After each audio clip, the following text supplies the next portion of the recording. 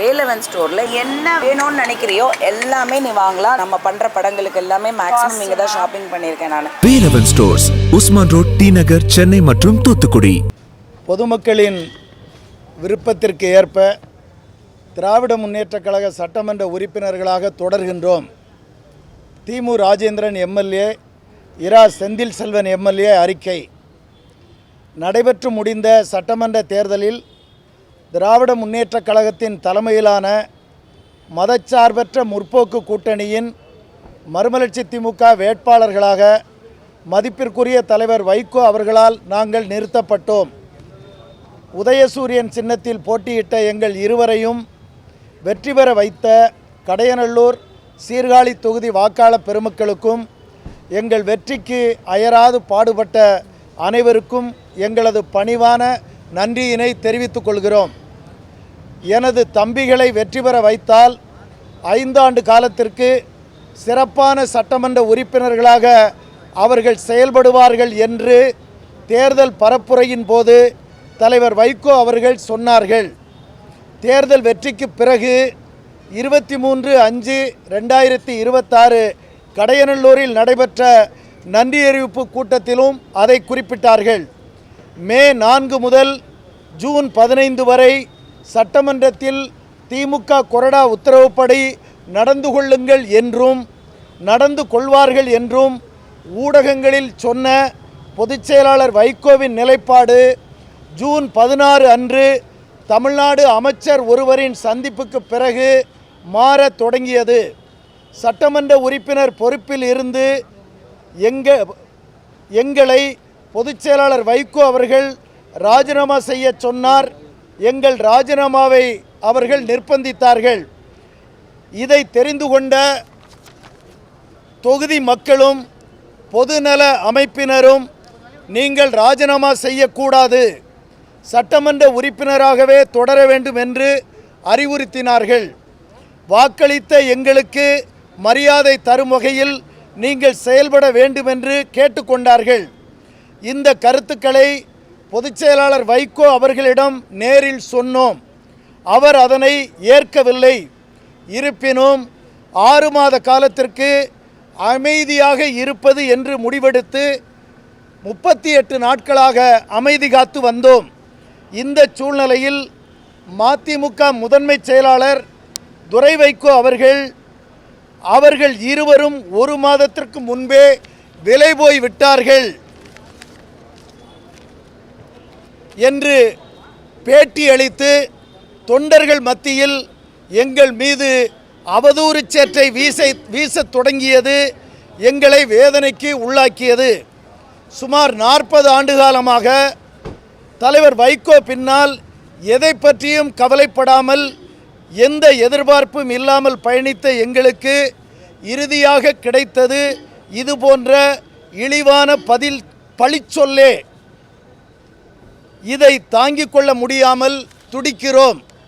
ஆளுங்கட்சி கூட்டணியில் சேர்வோம், மீண்டும் போட்டியிட வாய்ப்பு தரப்படும், அமைச்சராக கூட ஆகலாம் என்ற ஆசை வார்த்தைகளுக்கு மயங்காமல் எங்களை நம்பி வாக்களித்த மக்களுக்கு தலைக்குனிவை ஏற்படுத்த மனமில்லாமல் எங்கள் நிலைப்பாட்டில் உறுதியாக இருக்கின்றோம்.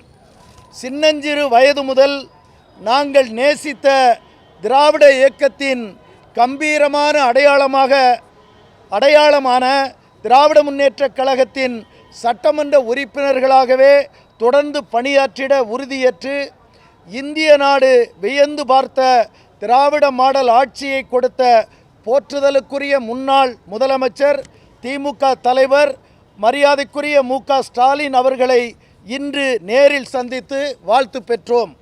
எங்களை அன்போடு அழைத்து அரவணைத்து வாழ்த்திய கழகத் தலைவர் அவர்களுக்கும் அரசியல் வானில் நம்பிக்கைக்குரிய எதிர்காலமாக விளங்கும் சட்டமன்ற எதிர்க்கட்சி தலைவர் மாண்புமிகு உதயநிதி ஸ்டாலின் அவர்களுக்கும் இயக்கத்தின் அனைத்து முன்னணியினருக்கும் எங்களது மனமார்ந்த நன்றியை தெரிவித்துக் கொள்கிறோம். திராவிட முன்னேற்றக் கழகம் மீண்டும் ஆட்சி அமைக்கவும் திராவிட இயக்க கொள்கைகள் இம்மண்ணில் வலிமை பெறவும் சிப்பாய்களாக நின்று கடமையாற்றுவோம்.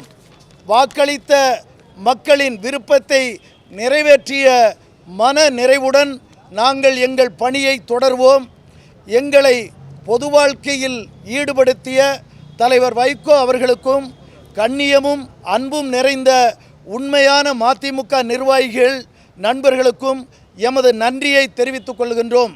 திமு ராசேந்திரன், சட்டமன்ற உறுப்பினர், கடையநல்லூர் தொகுதி, தென்காசி மாவட்டம்.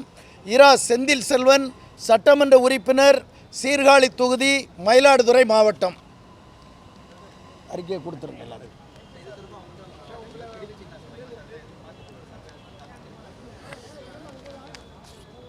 இந்த அறிக்கையில் தற்சமயம் உங்களுக்கு தேவைப்படுகிற எல்லா செய்திகளும் இதில் அடங்கி இருக்கின்றன. இதையே எங்கள் கருத்தாக நீங்கள் பதிவு செய்து கொள்ளுமாறு இருவர் சார்பிலும் கேட்டுக்கொள்கின்றோம்.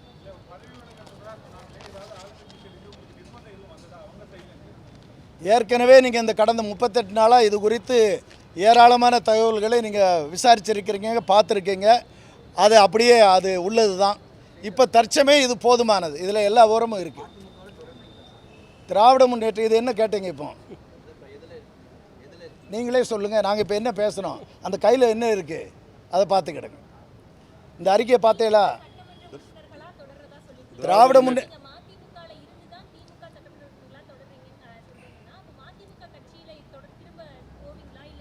நாங்கள் திராவிட முன்னேற்ற கழகத்தின் சின்னமான உதயசூரியன் சின்னத்தில் போட்டியிட்டு வெற்றி பெற்றோம்.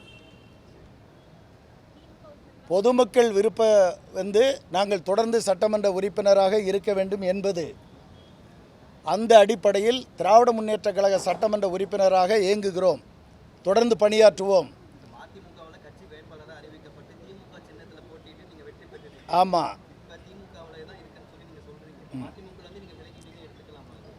அப்படி நீங்கள் சொல்ல முடியாது. ஏன்னா நாங்கள் திராவிட முன்னேற்ற கழகத்தின் சின்னத்தில் போட்டியிடுகிற போதே திராவிட முன்னேற்ற கழகத்தின் உறுப்பினராக ஆகித்தான் போட்டியிட்டிருக்கிறோம். அதிகாரப்பூர்வமாக திராவிட முன்னேற்ற கழக உறுப்பினராகத்தான் உறுப்பினர் படி அந்த அட்டை பெற்றுத்தான் நாங்கள் போட்டியிட்டிருக்கிறோம். ஆகவே அந்த கேள்வி எழவில்லை. அந்த கேள்விக்கு இடமில்லை. ஒரு சட்டமன்ற உறுப்பினர் திராவிட முன்னேற்ற கழகத்தின் உறுப்பினராகத்தான் போட்டியிட்டிருக்கிறோம்.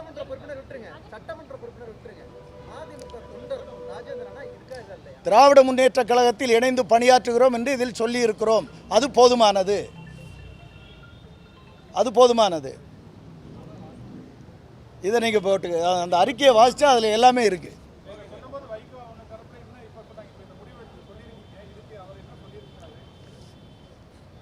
இந்த நிகழ்வு தொடங்கியது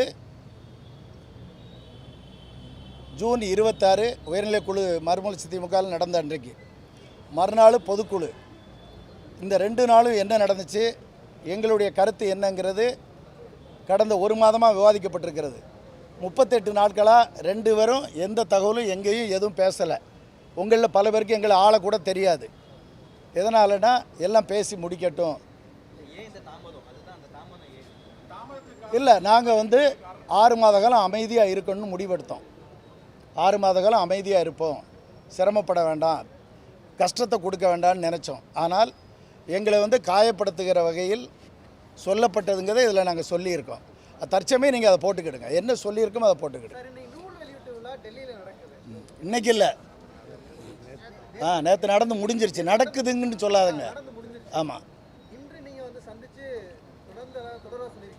இல்லை அது என்னென்னா சட்டமன்ற பட்ஜெட் கூட்டத்தொடர் முடிஞ்சாச்சு. நாங்கள் திராவிட முன்னேற்ற கழக சின்னத்தில் நின்று எல்லாத்தையும் திராவிட முன்னேற்ற கழக வரிசையில் தான் அமர வச்சுருக்கிறாங்க. எல்லாமே சட்டப்பேரவையில் அப்படி தான் சீட்டு ஒதுக்கி அமர வச்சுருக்கிறாங்க. அதனால் அந்த முடிவு எடுத்து நம்ம இயங்க வேண்டியிருக்கு. 2வது 6 மாதம் நம்ம காத்திருப்போம்னு சொன்னது மறுமலர்ச்சி திமுகவில் முதன்மை செயலாளர் அவர்கள் நாங்கள் விலை போய் விட்டதாக சொன்னதுக்கு அப்புறமும் அது காத்திருக்க முடியாது. காத்திருக்க வாய்ப்பை அவர்கள் தரவில்லை. அது மனவேதனைப்படுது. எப்படி முன்னாடி 6 மாத காலம் காத்திருக்கிறோம் என்று தலைவர் வைகோ அவர்களுக்கு நாங்கள் முறையாக சொல்லியிருந்தோம். எப்படி வேணாலும் எடுத்துக்கிடுங்க, எப்படி வேணாலும்.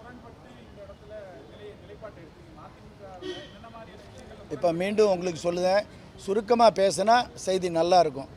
ரொம்ப பேசி கெட்டு போகிறதுக்கு. ஆமாம், அதுதான் இதில் இருக்குமா. எங்கள் அறிக்கையில் உங்களுக்கு தேவையான எல்லாமே இருக்குது. அதை போட்டாலே நீங்கள் எங்கள் கருத்து இதுதான். நாங்கள் திராவிட முன்னேற்றக் கழக சின்னத்தில் போட்டியிட்ட சட்டமன்ற உறுப்பினர்கள்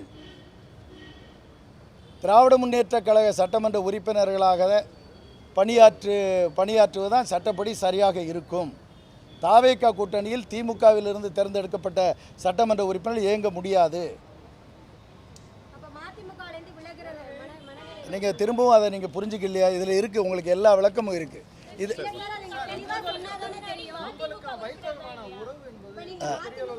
ஆமாம்.